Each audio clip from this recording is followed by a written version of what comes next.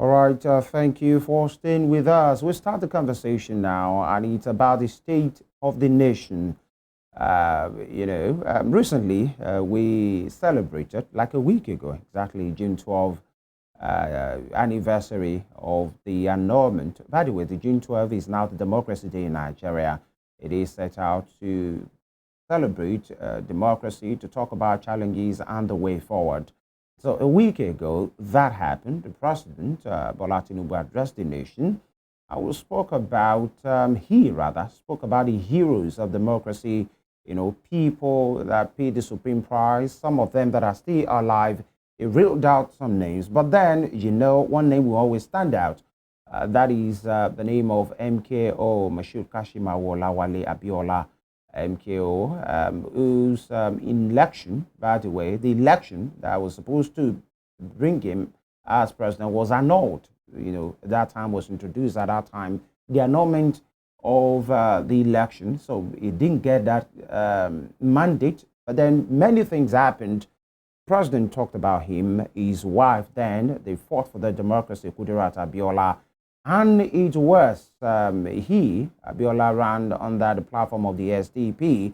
But there are many things to talk about. But this morning we are being joined by the presidential candidate, of the SDP at the last presidential elections, Prince Adewole Adebayo. He joins us virtually. Prince, good morning. Thank you for joining us.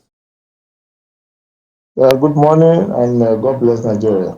Amen to that. Thank you for joining us. Now, just like I said a week ago, we celebrated Democracy Day, which is June 12th, the iconic day that in another election that the late MKO of the SDP, Bashir Tofa of the NRC contested. It was on that day that it took place.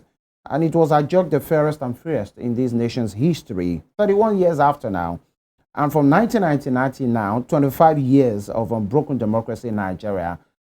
Prince, how will you describe the journey with those two important dates from then till now, as far as democracy is concerned?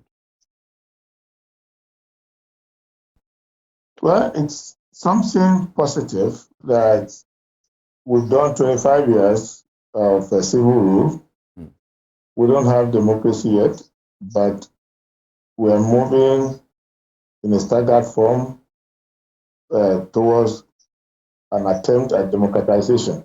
But the fact that the experiment has been unbroken for a quarter of a century is important for Nigerians and lovers of democracy. 31 years after the annulment of the June 12 election, there are no people anymore left in Nigeria justifying that annulment. That is an achievement. We all almost universally agree that it was the wrong thing to do. And hopefully that will be the last time anyone tried to annul an election. And we can now feel a sense of justice for the main actors, especially late President MKO Abiola, and hopefully other important heroes of that tragedy who lost their lives, and many more who we cannot call their name or count their name, including many who are now sidelined. For example, I always remember Franco Kori, who just died. And you cannot do without mentioning Ohiolei, who was a student activist and president of the Lagos State of University of Lagos Student Union. He did a lot to protest, and people like us who it's immodest to mention our own contribution, and so on and so forth.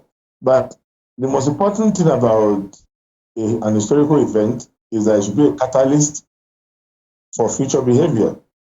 So the question we should be asking ourselves now is, what lessons have we learned? Are we doing free and fair election? We keep saying that June 12 remained the freest and fairest election in the history of Nigeria. Should we continue to say that? Shouldn't we aspire to do elections today that are better than June 12? We talked about poverty and insecurity. That was the whole reason why people voted on June 12 for Abiola. It wasn't because just it was Abiola only. It was because of what they expected. So are we now not people who are close to Abiola? I ran in the same party that Abiola ran. I ran on his mandate. President Tinubu was always close to him. There will be, if you review 20 pictures taken by Abiola during the election, Tinubu will be at least 12 of them. So, and many people who are associated with Abiola are now in government. Are they ruling the way Abiola would have ruled? And people who were alive to see how Abiola behaved, who knew Abiola personally, like I do, when you look at the people in power now and you compare them to Abiola, there's hardly any semblance. So these are the things we need to learn so that we do not just look at June 12 only as a historical thing or as once a year ceremonial thing. We should look at it as a platform to change the way we govern. Yes. And the kind of persons we need to be. Yes. Prince Adebayo, you said what we are practicing now or what we have had up to this moment is civil rule and it's not democracy. How do you mean? Democracy has its own fingerprints, has its own elements. Elections have to be free and fair to start with. And you know that is not the case in Nigeria. Elections are technically won. They're not free and fair. So we need to improve on that. There's nobody who can argue that elections are free and fair in this country. No, they're not. If you look at the election that just took place in South Africa, if you compare to the one we did here, you will see, and many other places where you can see. So we need to work on free and fair elections. We need to have strong political parties that are independent, that are well funded by their members, not owned by individuals. We need the civic space to be widened. We need that. It's very important. We should have civil society very active, very free. We should have a free press that has all the freedom and has access to information that can expose things in government and that can hold people accountable. The first estate of the realm is marginalized in Nigeria due to self-marginalization because of the low and poor thinking of the media ownership, and not being critical of government enough and not being demonstrative of their constitutional duties, and also because there's backlash against the press in many ways when you try to do what is right. We need to have a democratic culture, not just on election day only, even in our institutions. We need to democratize them. We need to make decisions from bottom up, and we need to have democratic school system, democratic family system, democratic workplace, and all of that. And we need to have a civilized conduct of our affairs. And more importantly, we need to have rule of law. The law must work for the people. Rule of law is one of the ingredients of democracy. The law doesn't work for the people now, and I'm talking to you as a lawyer of many years standing. Nobody in my profession can argue that the law doesn't work for the people.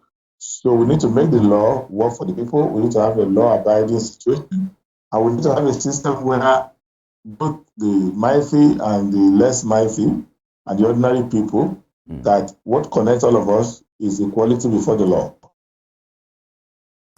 And that is important. And then democratize our economy. Envisages that you cannot democratize voting.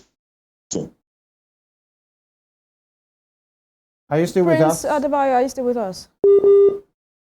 All right. Some issues with connection there. We'll try and reconnect. It's just making emphasis on, and then clarification in his own words, that what we have is truly a civil rule, because democracy has its imprint, has its features, and according to him, that is lacking at the moment. All right. Are you with us, sir? Yeah, I'm with you. I don't know what you had last. Okay. Yeah, my colleague will take it from. Let's just go further at this point, Prince Adebayo. Now, you vied for the same position in which President Bola Ahmed Tinubu occupies right now.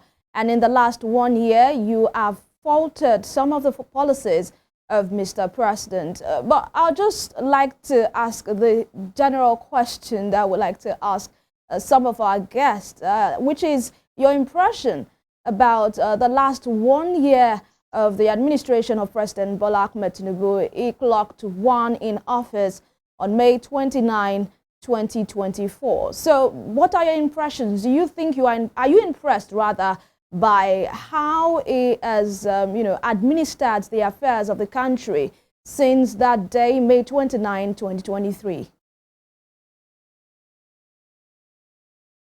Prince Adebayo, are you still with us? All right, we're still getting some connection issues, but we'll try to see if we can reconnect with Prince Adebayo so we can have his answers to some of these questions. Yeah, these are very important questions as well, because that same seat is what he eyed, at the last election. Yeah. All right, Prince, I don't know if you heard my last question. I heard your question. Okay, please go ahead. Okay. My answer is that it all depends on 3 things. One, is keeping to his manifesto. Okay. What he said he would do, he's doing them. So on that basis, you can say he's keeping to his manifesto. On the other hand, you look at the efficiency in running the administration, he has not done well in the efficient control of his government. So many loose ends in the government, and he needs to take control of that. Thirdly, the impact on the people has been negative. Okay. So if the essence of the government is to serve the people, he has not served the people. So it clearly is keeping to his manifesto. I say he's going to remove subsidy, he's done that. He's going to float the naira, he's done that. He's going to raise revenue, he's doing that. And he's doing all of that, as he says he's going to do. And those who voted for him because of that, they should congratulate themselves. They are getting a president who is doing what he said he would do. But those are the things we said, if you did them, people will suffer. And the implication is that people are suffering. So in the last 1 year, I will summarize by saying Tinubu is keeping his promise, but if the consequences which we feared will be the outcome of those promises are what is happening now, or what are happening now. And at the end of the day, it is not the kind of government that people expected when they voted, for example, Abiola of June 12th. It's not the kind of government people would have gotten if I was president. It's the kind of government you will get when you have people who are following the IMF, the World Bank, and giving Nigerians a very hard time. All right, Prince, you once said that President Bola Ahmed Tinubu has the right team. You said you praised his cabinet members, that he's got the right team, but it's just that he is not doing the correct things in power. I would like you to speak more on that, elaborate on that. What do you mean by that? What I mean by not doing the right thing is an ideological thing. Okay. What he thinks are the right things to do, from our own understanding of the situation of our economy and the stage of development of our people, what people need is grassroots development. What people need are basic supplies, basic infrastructure, basic guarantees that you need as a people to develop and live a normal life so that you can be productive. But what they are doing is decapitating the people. It's actually giving the people a lot of problems, because the basic needs should not be subject to sacrifices. There's no way you can run a government where people are hungry and you have a policy that makes food to be unattainable. You cannot make electricity unattainable. Basic things like that, and expect industry to grow or system to work. You cannot make people's salaries to be unable to pay for their transportation to work and expect that you're going to have success out of the economy. So those are just mistakes. And those are mistakes that not only he will have made, these are mistakes you will find if you get PDP there or you get Labour. If Labour is still with Peter Obi, you will get the same result because they are poorly thought out and poor choices to make in a developing economy. Because really, go around the world and do the statistics. There's no way you can have a sustainable economy if people spend more than 1/3 of their salary on food. If they spend more than 35% on transport, if they spend more than 10% on healthcare, you will get the same result. It doesn't matter if it's America, Britain, whatever. That is why those countries are making effort to see that nobody faces that. I mean, Seoul, South Korea, they are westernized, they are modernized, industrialized. But I've spoken to hundreds of people here. There's nobody whose rent is more than 15% of their salary. There's nobody whose cost of food is more than 10% of their salary. There's nobody who worries about healthcare here. And you can say, oh, they're advanced. They have been advanced. It's not an accident. It's based on planning. All right. So the fundamental error of President Tinubu and those who think like him, Atiku, Obi, and all of that, is that they are not complying with their constitution. They have fundamental objectives and directive principles of policy contained in our chapter 2 of the constitution. And there is, if you are going to become Nigerian leader, you subscribe to it. That's why we subscribe to it when we take the oath of office at Eagle Square. So you cannot subscribe to it and 1 minute later say, hey, subsidy is gone. It's not done. That is not constitutional. So those are the problems that we are facing. So that's all. It's like being given a Mercedes car to drive, and then you drive into the water, to the sea.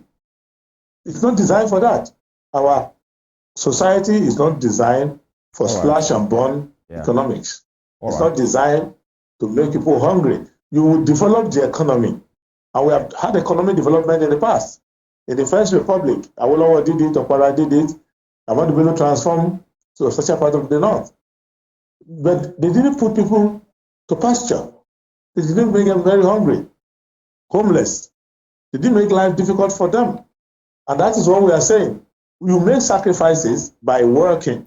When we say we make sacrifice, it should not be that we sacrifice ourselves by cutting our throat. No, that you work longer hours, you spend less, you show more discipline. That's what was sacrifice, not that you starve to death. That's not the idea of sacrifice. All right. Sacrifice is that if we increase working hours, you work. You remember those days, he told people, go to the farm more, and then you farm very well. And you made the sacrifice of not using your children to farm. You send your children to school. After school, you can use them to do some farming, but you must really do the farming. And they were disciplined about it. Many people left Ibadan, Ondo, or they went to the farm settlements. They were making sacrifices. They left town and went to the farm settlement and did all they could do and sold their produce with cocoa board, another produce board, and the region made money. That is what we call sacrifice, not dying at home and full of hunger and desperation and diseases. All right. Prince Adebayo, two questions in one. Firstly, let me pick it from where you just ended right now, talking about sacrifice. The president, as in his Saturday message to the people, he talked, and he has always said it, just hanging, telling the people, his handlers has been saying it, you just sacrifice a little more, and then you will reap the gains. The policies, hardline policies that his government has taken is for the betterment of the people. Just, persevere for a while. And just a few days ago, he still talked about sacrifice. His vice as well has talked about the sacrifice from the people. And Nigerians are asking, Prince Adebayo, what's more to sacrifice? Our leaders, are they sacrificing? Because you just talked about sacrifice in your own way, what you think it should be. But as it is right now, What is there more to sacrifice by Nigerians? That's one. And number two, your party, SDP, in which you ran with at the last election, was the same party the late MKO ran with the message, Hope 93. Now, 30 years after, you ran yourself with Hope Again. That was your mantra. President Tinubu, who is in charge right now, ran with Renewed Hope. And many persons will say, if Abiola ran 30 years ago with Hope 93, and you ran with the same, almost the same mantra, Hope Again, Asiwaju with Renewed Hope. The question is, have we always been a hopeless nation? And with Tinubu in charge right now, do we have that hope on the horizon? Two questions, Prince. Okay, hope is what we need, because the situation we found ourselves when I was running 2 years ago is the same situation or worse than Abiola met. So if you have not solved the problem, you have to use the same technique. We didn't make any much progress from when Abiola stopped. And that was why we came back to the same hope mantra. Secondly, hope is what you can, hope is the last thing you must have. Without hope, despondency.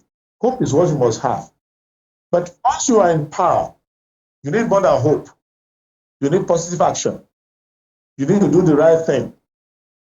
So the issue at hand now is not the mantra hope anymore. It's that somebody who was with Abiola, I think, to be candid and to be honest, President Tinubu was closer to Abiola than I was. So he was closer to Abiola, he was exposed to Abiola, he worked with Abiola, and whatever he's doing now, he knows that's not what Abiola will have done. And the problem about sacrifice is that the way they understand sacrifice is that they want to use the people as burnt offerings, as sacrificial lamb. That is not the sacrifice that our founding fathers meant. What they mean by sacrifice is that we do things that we would not ordinarily do in order to give a better opportunity to the generation that is that is coming behind us. That is sacrifice. The sacrifice of a student who studies longer hours, put their feet inside cold water, use candle at night, make every effort to excel in the examination. The sacrifice of an athlete who wakes up at 5 in the morning while others are sleeping and is jogging around the stadium or around the street, developing themselves. The sacrifice of a teacher who stays up at night marking papers so that the students will do better. The sacrifice of a doctor who left his wedding venue and runs to a theater to go and save a life. That is the sacrifice. The sacrifice is not lying on top of a rail line for a moving train to come and cut your throat. That's not the sacrifice we mean. The sacrifice we mean is that you do things beyond the limit, beyond your ordinary limit, in order for the country to excel. And if you look at the people in government, I don't need to say much. Which side do you have that shows to you that they are doing something beyond their duty? They're not even doing up to their duty. They're hanging around and backslapping up and down and just wasting time. And the sacrifice National Assembly, do you see them like people who are in sacrifice? Do you see them? No, there isn't. So the issue is this. The country can only succeed if we make it succeed.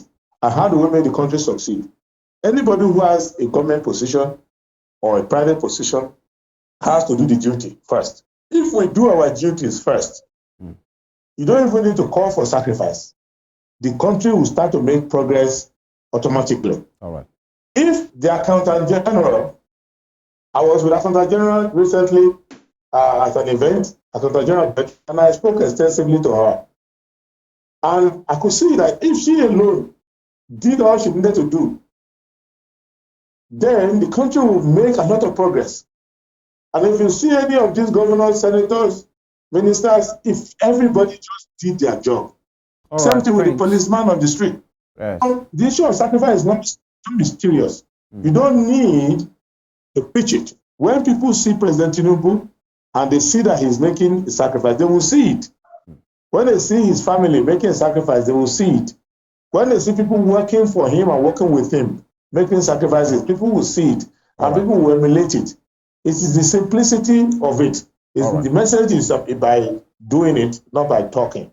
Long and short of this is that it looks to me that the go and sacrifice is the clapback that the government people have when you complain about the problem they are causing. They just use it as a way to answer you. It is not that they really mean it, because if they really mean it, they will start living like it. And the National Orientation Agency and the communication people in government will start to show us the sacrifices government people are making and start to encourage us to make sacrifice. But I can tell you, even without mincing words, that there are a lot of people in various spheres of our life who are making tremendous sacrifices. I know medical doctors who are getting offers overseas, and they are still in rural hospitals with little or nothing to work with, and they are doing their best. I've seen teachers who are going out of their way to teach students, who are doing everything. And on small salary, some of them are still using some of their own salary to buy food for the students that are under them. Prince Adebayo, I might just have to butt in here, sir. Please permit me to butt in here. I want to go on a quick break, very short break. Please hang in there. We'll come back shortly.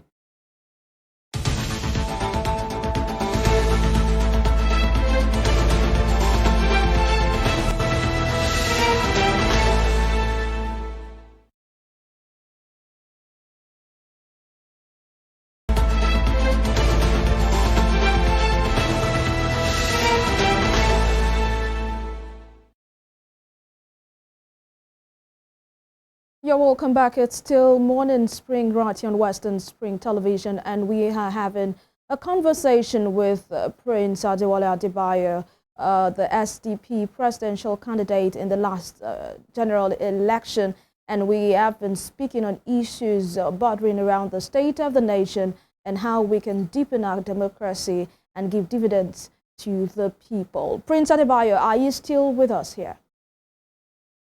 Yeah, I believe so. All right, let's speak to more specific issues at this time.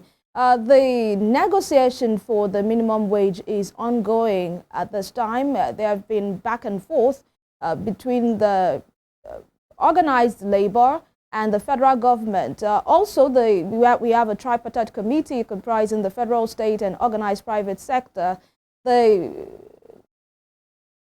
The money being proposed by the organized labor at this time is 250,000 naira, and the federal government is saying that they can only pay 62,000 naira, in which the organized private sector has also agreed to. But the state governors are saying they cannot pay 62,000 naira because it's not sustainable. I'd like your reaction to what is going. It's been months of negotiation. What do you think the federal government should agree to, and what do you think the labor should really ask for? Well, I've said enough on it. I've tweeted on it. I've done a lot on it. My position is very clear. That one, the argument is redundant. What drives cost of living is inflation and the cost of doing business.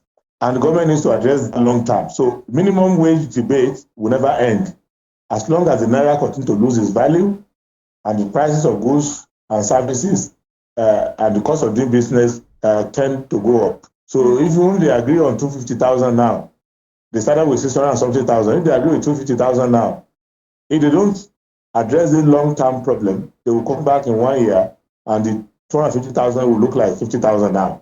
So we need to address that, and it can be addressed easily. That the government taking care of the value of the currency and taking care of the cost of doing business and the cost of living. Now, that is what we call factor cost in economics.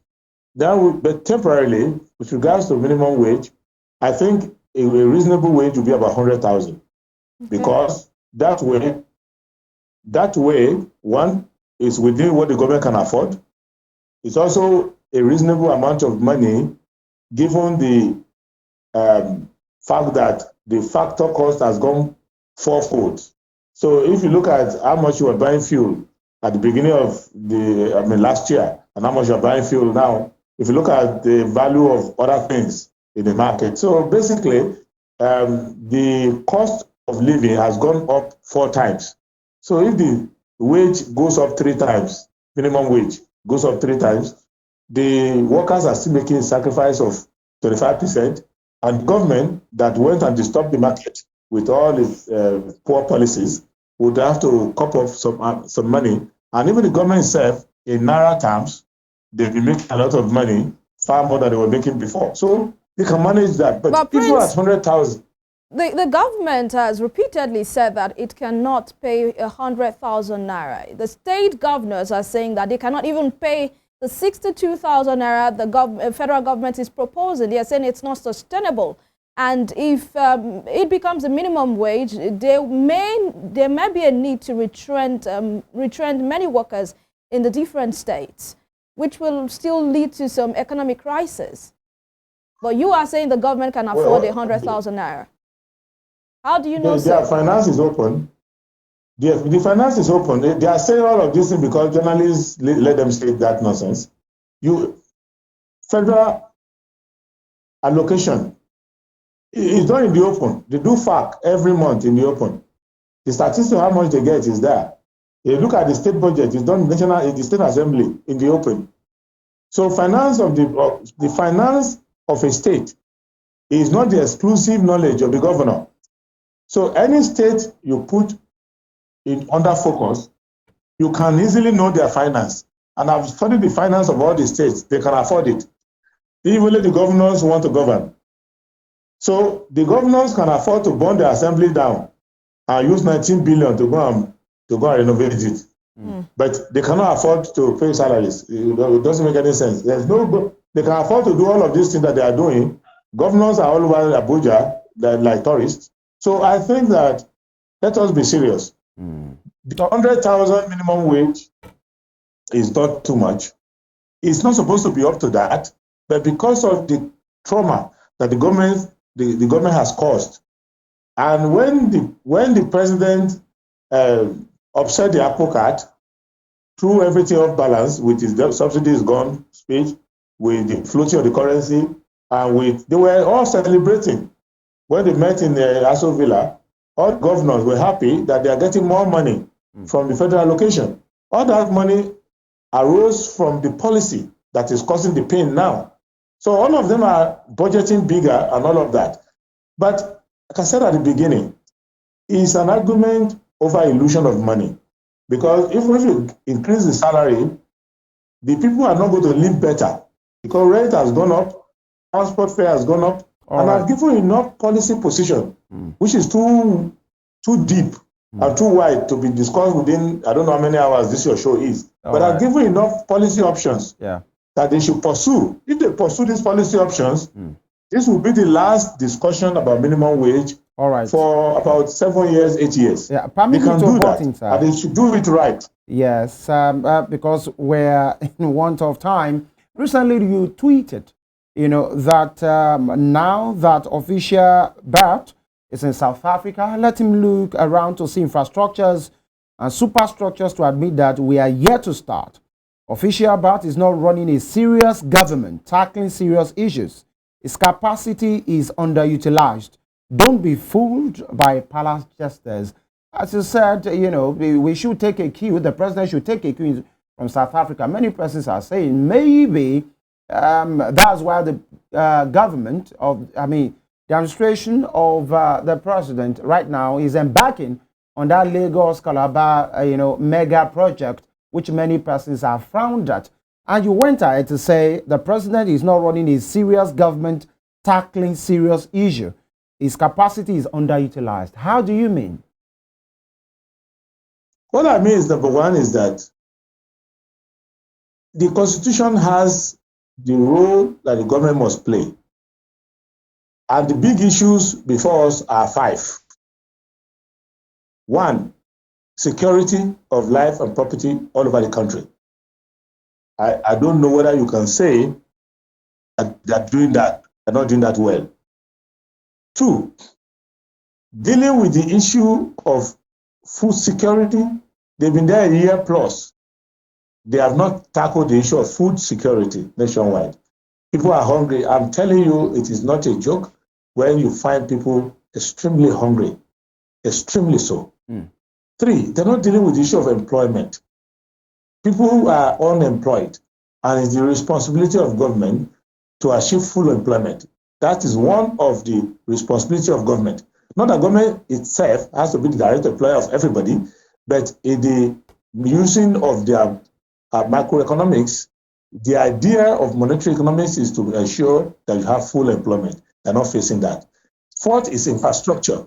I support them on the Lagos-Calabar maritime waterways. Of course, they are doing a lot of drama with it.